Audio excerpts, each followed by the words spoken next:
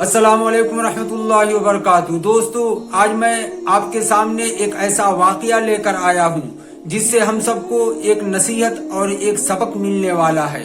वो सबक यह है कि हमको किसी गरीब की, किसी मोहताज की क्यों मदद करनी चाहिए, उसका क्या फल और उसका क्या नतीजा हम होता है।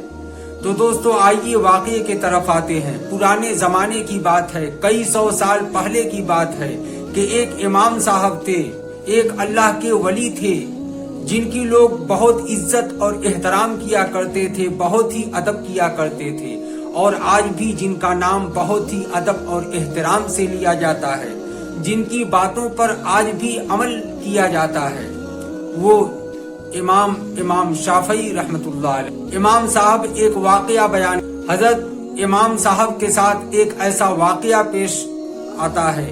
आइए इमाम साहब के जबान से ही ये वाकया सुन। इमाम साहब रहमतुल्लाह अलैह फरमाते हैं कि एक वक्त था कि मेरे पास न रुपया था, न पैसा था, न कोई सामान था, यानी मैं बिल्कुल मोहताज हो गया था। यहाँ तक कि मेरे घर में और मेरे घर वालों के पास भी कुछ नहीं था। ईद के दिन करीब आ गए और मैं बहुत परेशान था कि ईद कैसे गुजरेगी। न मेरे पास रुपया है, न पैसा है, न कोई चीज है, आखिर ईद का दिन हम कैसे गुजारेंगे। बीवी बच्चों के लिए कपड़े और खुशियों का इंतजाम कैसे करेंगे।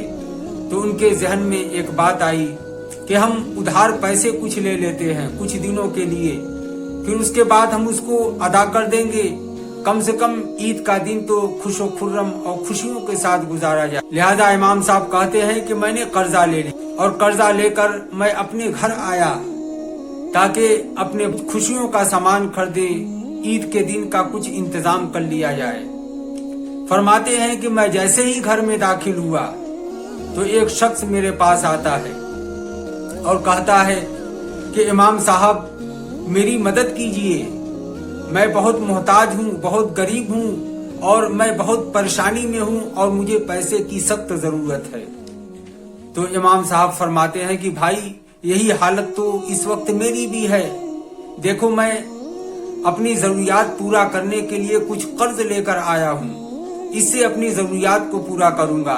देखो, अगर इसमें से तुम्हें जितने की जरूरत है, जितने से तुम्हारी जरूरत पूरी हो जाती है, कुछ पैसे तुम भी ले। वो शख्स वो पैसा देखता है तो कहता है कि हजरत ये पैसा तो मेरे जरूरत के लिए काफी नहीं है, यानी इतनी में हमारी जरूरत पूरी नहीं होगी, हमें तो और पैसों की जरूरत है।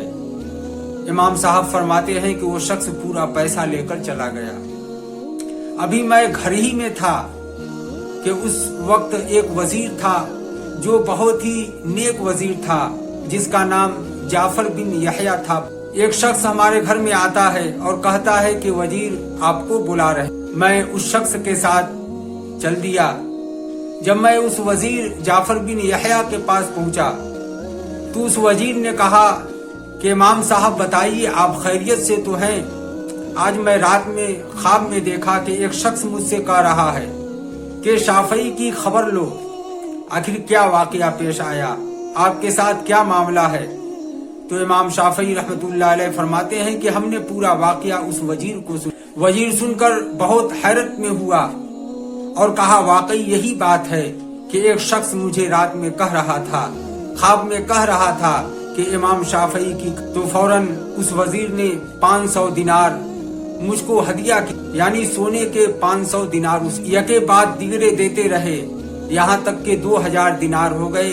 तो इमाम शाफई फरमाते हैं कि मैं उन पैसों को लेकर खुशी खुशी अपने घर आया और खुशो खुर्रम के साथ अपनी। तो दोस्तों, इस वाक़े से एक बहुत ही बड़ा सबक मिलता है कि जो शख्स गरीब हो, मोहताज हो, खाने पीने की सामान न हो, जरूरतमंद हो, उसकी मदद जरूर करनी चाहिए। इसलिए कि जो बंदा अल्लाह के बंदों की मदद करता है तो अल्लाह उस मदद करने वाले की मदद करता है। और इससे एक सबक और भी मिलता है कि हमारे पास बहुत रुपए पैसे और बहुत आजादी है तो हम लोगों की मदद कर रहे हैं, मगर हमारे पास रुपया पैसा नहीं है, हम खुद जरूरतमंद हो गए तो दूसरे की जरूरतें कैसे पूरा करें। इस वाक़े में उसी को दिखलाया गया है कि इमाम शाफई खुद जरूरतमंद थे, खुद उनके पास ईद मनाने की चीजें और इंतजाम नहीं थी, इस जरूरत के पूरा करने के लिए उन्होंने कर्ज लिया और फिर एक जरूरतमंद जो आ गया तो अपना कर्ज उठाकर उसको दे दिया। यानी जरूरतमंद होते हुए जरूरतमंद की मदद करना असल इस्लाम की तालीम यही है। दोस्तों, अगर हम इस तरह से लोगों की मदद करेंगे तो अल्लाह हमारे रिस्क में, हमारे माल में, हमारे कारोबार में, हमारे आलो औलाद में बरकत अता फरमाएगा।